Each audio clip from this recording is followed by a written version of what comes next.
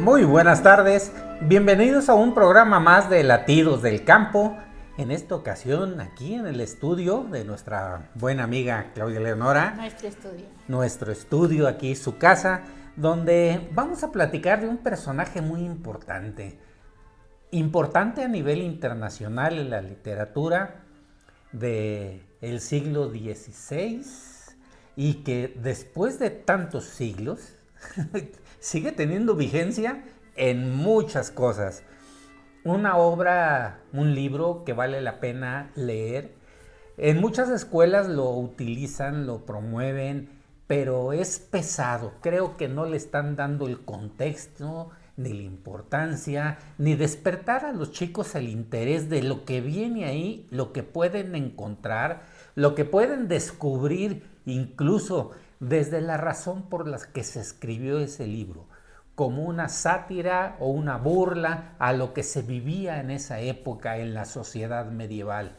Y estamos hablando del ingenioso hidalgo Don Quijote de la Mancha, escrito por Miguel de Cervantes Saavedra en dos etapas, una primera parte y una segunda parte.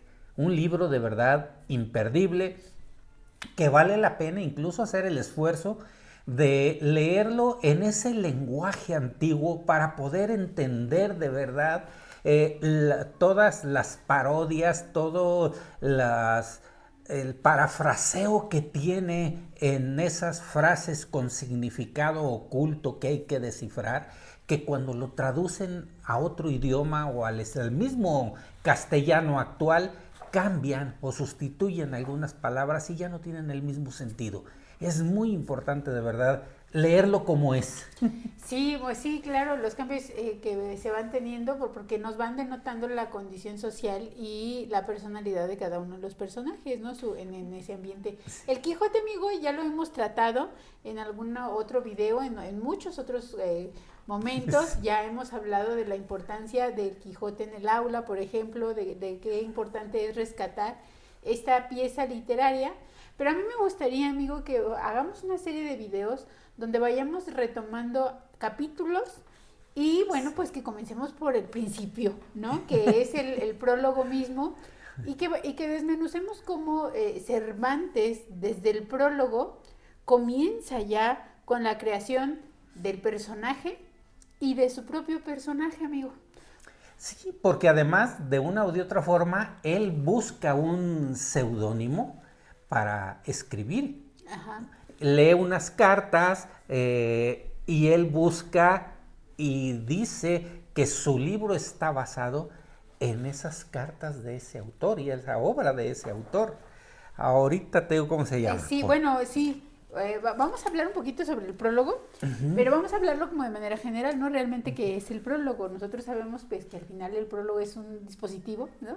Tecnológico en su momento, vamos a hablar, a decirlo así, que tiene una legitimización cultural. Es decir, quien escribe un libro pide a alguien que tenga un peso intelectual, un peso sobre escritura, que le apruebe escribiendo un prólogo sobre su propia obra, ¿no? Entonces realmente este prólogo tiene esta noción de ser como este horizonte interpretativo que nos va diciendo a los lectores hacia dónde o en qué contexto tenemos que analizar una obra. Pero tiene varias funciones, no solamente esta, ¿no? Este es un espacio donde de alguna manera también el autor del libro que invita al que le escribe el prólogo, pues se protege. Se protege porque al tener un texto que avala su obra, entonces ya tiene un cierto reconocimiento y una cierta protección, ¿no? Intelectual. Sí. Y bueno, entre más peso tenga quien escribe el prólogo, pues menos adversarios tendrá o habrá menos que se atrevan a contradecir o a contrariar el peso de la propia obra, porque ya alguien lo avaló previamente. Sí. Entonces, realmente el peso del prólogo también es un protector, como de futuros ataques que pueda llegar a tener una obra. Y en el tiempo en el que Cervantes escribe su obra, pues obviamente tiene también esa connotación.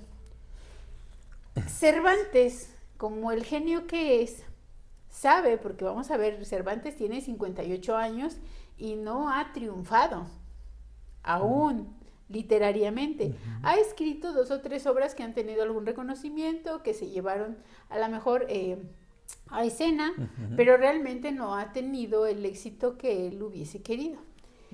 Y como el más grande que estaba en ese momento era su enemigo acérrimo, tenía que hacer algo. Exactamente. Entonces, bueno, pues él no puede, obviamente Cervantes como hombre inteligente que es, y no le va a pedir el prólogo a su peor enemigo, pues él se da permiso y se da la autoridad de crear su propio prólogo. Es decir, comienza a romper las reglas cumpliéndolas, porque era, o sea, una tradición el prólogo. Y más en esa época, claro, que eran muy cuadrados en la estructura. Es la parte de un paratexto que no puede faltar. Sí. Y él cumple con la tradición, pero cumple con la tradición a su antojo, escribiendo y siendo él el propio autor de su texto. Y entonces aquí ya comienza la ironía con la que Cervantes comienza a manejar su obra. En realidad, el Quijote no comienza con esta frase que tenemos tan conocida, sí, en algún lugar de la Mancha. Si lo vemos bien, realmente comienza antes, comienza desde el prólogo. Porque para cuando nosotros llegamos ya a esta tan conocida frase, ya Cervantes nos dijo mucho. Sí. O sea, ya tenemos un recorrido sí. en lo que es la ficción de la propia obra, ¿no? Entonces, por eso me parece que conocer el prólogo, pues es conocer la obra misma. Sí, incluso es lo que te puede enganchar para seguir leyendo lo demás, porque ahí encuentras todo ese interés, todas esas todos esos sueños, porque eran sueños que tenía, de aventura, pero en forma picaresca, en forma... él quiso en su momento ser caballero, pero pues no le alcanzó para llegar a ser caballero. Sin embargo, se burla de lo que valían en su momento o todo lo que idolatraban a los caballeros de su época, y él decía, pero pues son gentes normales. Sí, él utiliza otro personaje, o sea, Cervantes, en esto de la metacreación, Cervantes se construye a sí mismo como personaje. Sí. Y ahorita lo vamos a ver un poco más, lo vamos a ver más adelante. Cervantes construye el personaje de Alfonso Quijano, quien a su vez, o sea, Alfonso Quijano, el personaje de Cervantes, construye otro personaje. O sea, es la metacreación literaria dentro de la obra literaria, ¿no? Y bueno, yo creo que, regresando a esta parte, Cervantes, dentro de esta ironía que utiliza, toma conciencia, bueno, no la toma en ese momento, pero la desarrolla en la cuestión literaria, porque yo creo que consciente fue siempre. Una cosa que identifica a Cervantes es que es muy consciente de la realidad de una manera absolutamente contraria al personaje creado por Alfonso Quijano, que no es nada consciente de la realidad, ¿vale? Sin embargo, Cervantes sí es muy consciente de la realidad. Y en esa conciencia que tiene de la realidad, tiene muy consciente su posición social.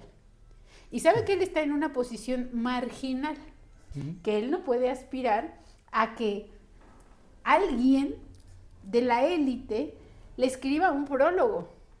Porque al momento que le escriban a él el prólogo, entonces quien se atreva a eso va a ser un acérrimo enemigo de la parte contraria, ¿no? Sí. En ese momento. Entonces él sabe y está consciente de esa posición marginal que tiene. Pero por eso, en este juego, él toma esa autoridad para escribir su propio prólogo. Y lo hace desde una trampa, como todo lo hace en el Quijote, de una trampa muy grande, que es esta como humildad con la que él escribe sobre su obra y sobre sí mismo. Pero ojo, porque eso solo es una estrategia. Haz de cuenta, amigo, que si lo hablamos en términos coloquiales, eso de navegar con bandera, sí, pues eso era lo que hacía era Cervantes. Lo que estaba haciendo, sí. Cervantes navegaba con bandera. Cervantes toma la humildad, o esta humildad, decimos, como estrategia. En realidad es una modestia que él trabaja, asume y explica, pero es una modestia nada ingenua, porque nada en Cervantes es ingenuo. No, de hecho es yo creo que lo maravilloso de su obra, que él maneja el personaje como un ingenuo, pero siendo él todo lo contrario, completamente pensante y con premeditación, alevosía y ventaja, ¿eh? Sí, y fíjate que desde cómo comienza la narración del prólogo, nos va avisando qué necesita. Si nos apoyas y nos ayudas a leer, con mucho gusto. Aunque te voy a ir interrumpiendo, sí. ¿Vale? Prólogo. Desocupado lector, para empezar. Y ahí se dirige a alguien que está desocupado. Pero fíjate que aquí, qué padre que lo señalas, porque este desocupado no es el desocupado de no hacer nada. Que entendemos ahora contemporáneamente, ¿no? Así como de holgazán, sino que más bien se está dirigiendo a algo que tiene lugar para. O sea, está desocupado de prejuicios. O sea, es un lector que no tiene prejuicios, es un lector que no tiene la mente saturada. Y que en ese no tener la mente saturada está disponible. Fíjate y que está abierto. Exactamente, eso que dices es muy importante, y que está abierto. Sin juramento, me podrás creer que quisiera que este libro, como hijo del entendimiento, fuera el más hermoso, el más gallardo y más discreto que pudiera imaginarse. Pero no he podido yo contravenir la orden de naturaleza que en ella cada cosa engendra su semejante. Pues claro, porque nadie podemos dar lo que no tenemos. Fíjate qué cosa más bonita y más tramposa, ¿no? Él nos está diciendo lo que él quisiera. Está como Sabina, que quería escribir la canción más bonita del mundo. Bueno, pues Cervantes quería un libro producto del entendimiento. Pero entonces se hace el pobrecito, el ningunito, y dice, pero ¿qué quieres tú? Si nadie puede hacer, ¿no? Si nadie puede engendrar algo más que lo que da su propio entendimiento. Y ahí nos está hablando con trampa, porque está dando a entender que pues ¿qué va a poder hacer? Y nos está otorgando la obra que ha permanecido, la obra que nos ha traído, la obra maestra que nos ha incorporado la novela moderna.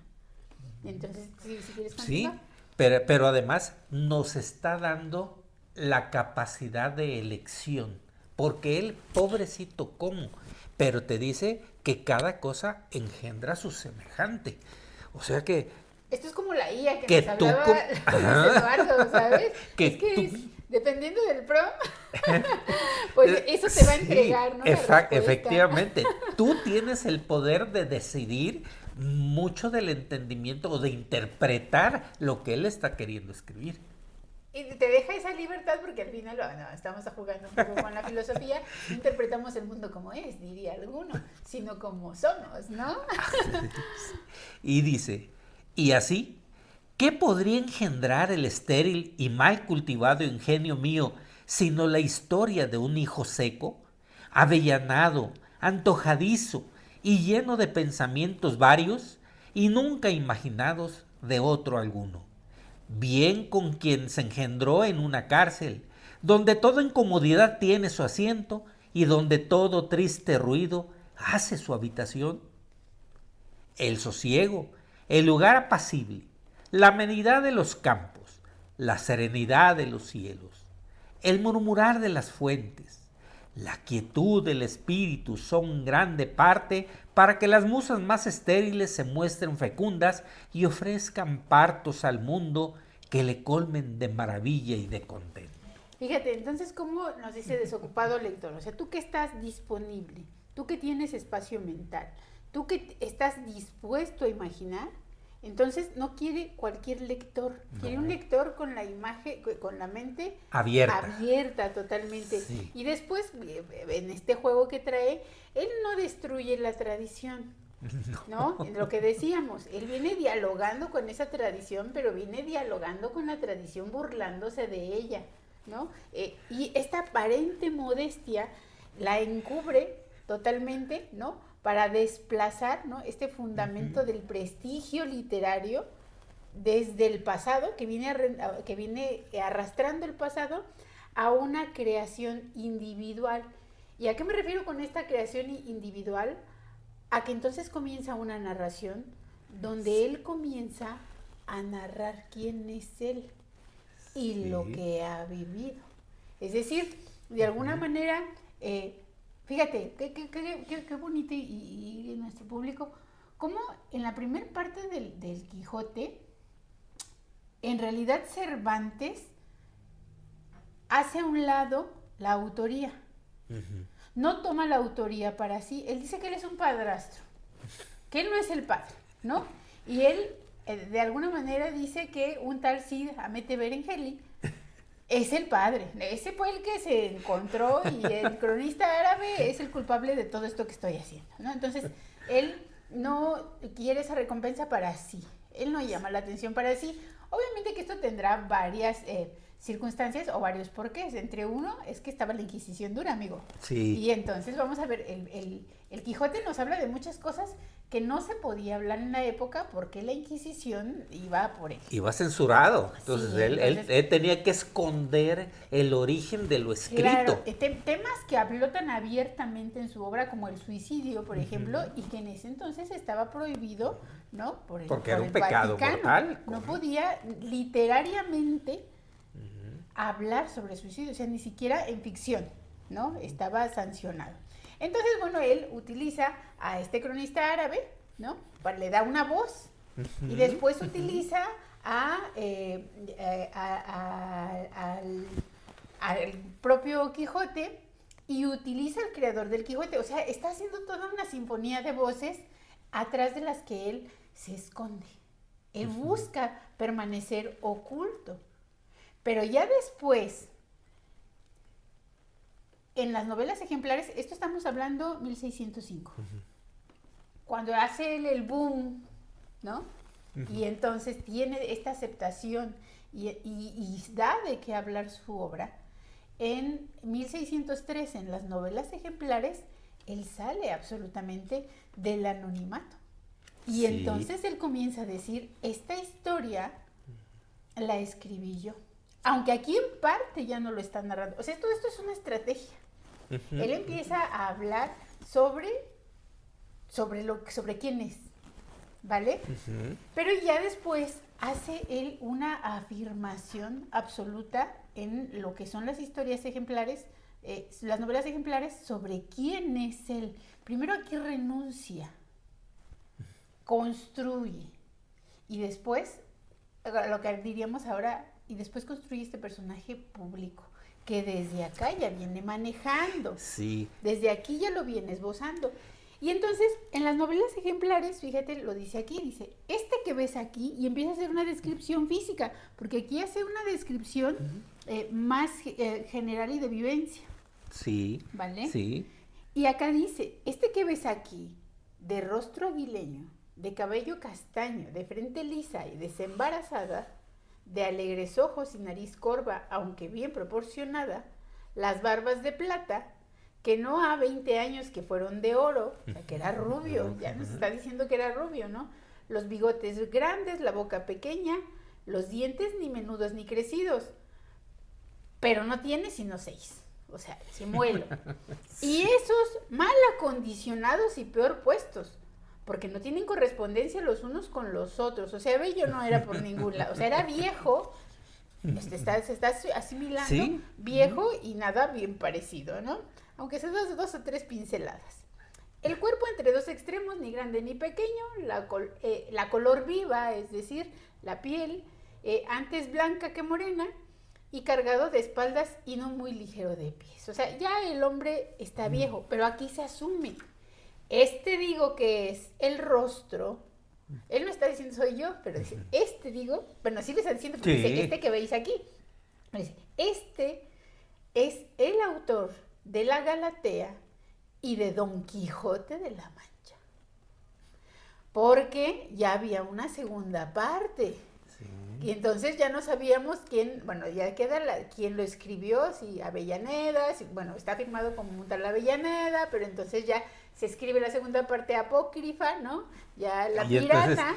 Dejan ahí de... Y entonces él ya tiene la necesidad de dejar muy claro quién es el verdadero autor. Sí. Y bueno, después comienza a hablar sobre sus vivencias, amigo, también ahí en esas novelas ejemplares, y dice, fue soldado muchos años, y le da continuidad a lo que tenemos aquí, y 5 y medio cautivo, donde aprendió a tener paciencia en las adversidades, es decir, ahí se le forjó ese carácter. Perdió en la batalla naval de Lepanto la mano izquierda de un arcabuzazo, herida que aunque parece fea, él la tiene por hermosa, por haberla cobrado en la más memorable y alta ocasión que vieron los pasados siglos, ni expirar ver a los venideros, militando debajo de las vencedoras banderas del hijo del rayo de la guerra.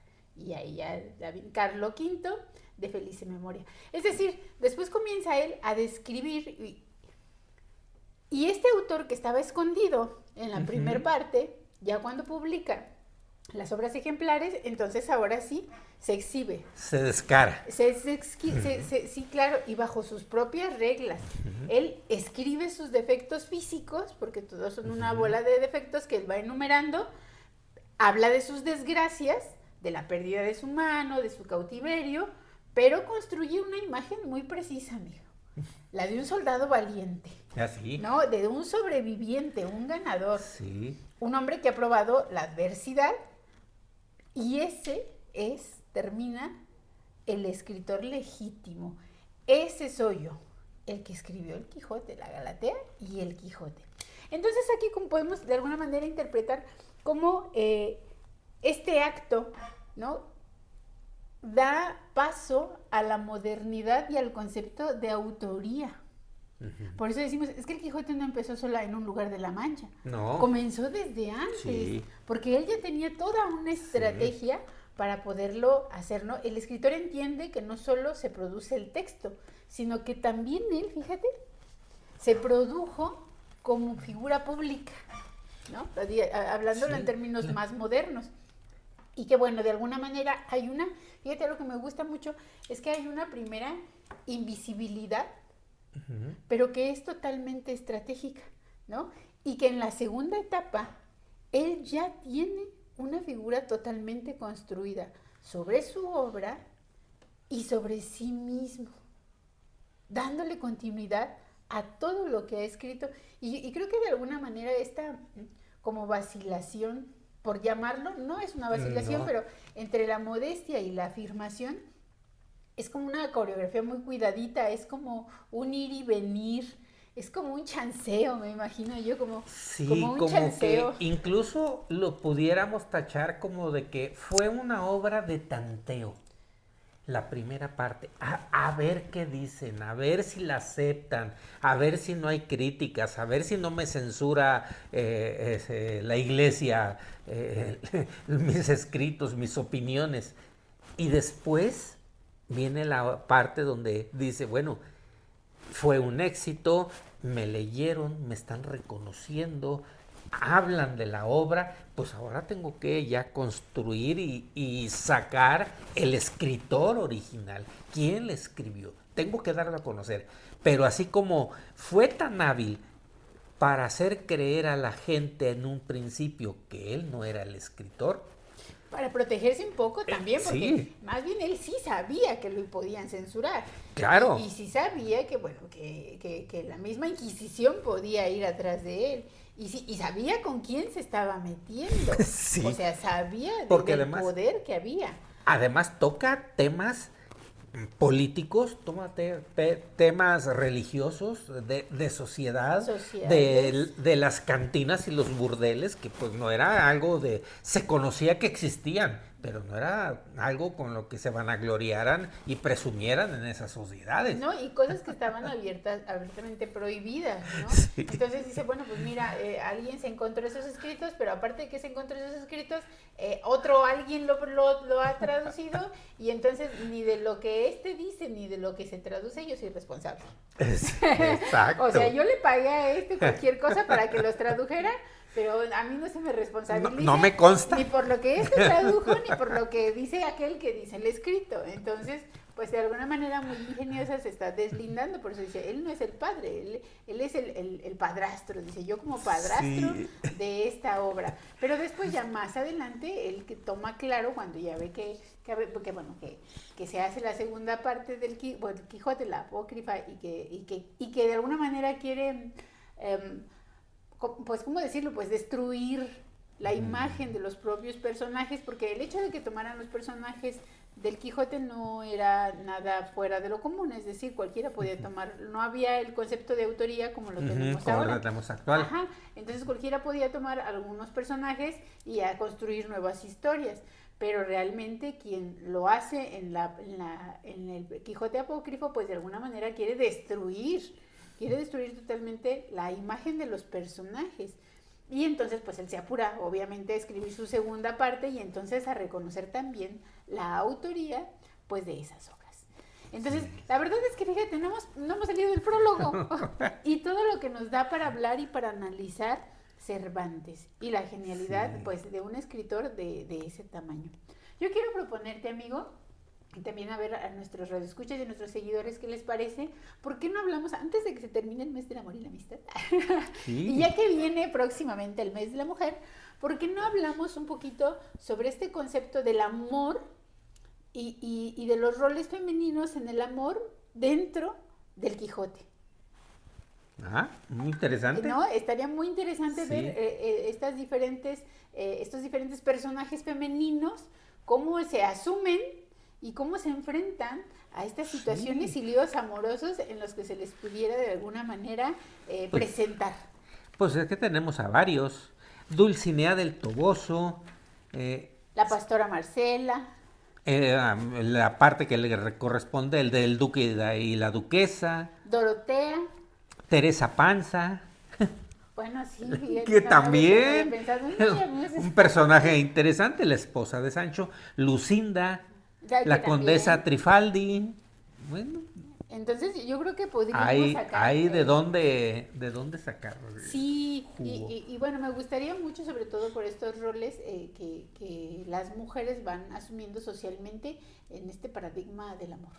No sé, tomarlo por ahí. Pero pues bueno, escríbanos y díganos si les parece o qué tema dentro del Quijote podríamos abordar, porque es un tema que nos da para mucho. Sí, es un libro que aborda muchísimos temas de la sociedad antigua, de la sociedad actual.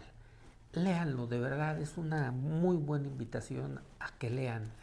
Tenemos que volver a retomar la lectura y entender muchas de las cosas que pasan en este mundo por la lectura. Que tomemos esas enseñanzas, amigo. Muy bien. Pues bueno, pues entonces las esperamos aquí de hoy en noche, ¿te parece bien? De hoy en noche, con este tema tan interesante, aquí en Latidos del Campo. Síganos en el canal de YouTube, Latidos del Campo desde Querétaro. En Facebook estamos como Latidos del Campo. Y el canal de WhatsApp también se llama Latidos del Campo. Síganos y denos un like y háganos un comentario. ¿Qué les pareció? ¿Les gusta? ¿Y qué tema quisieran que platicáramos?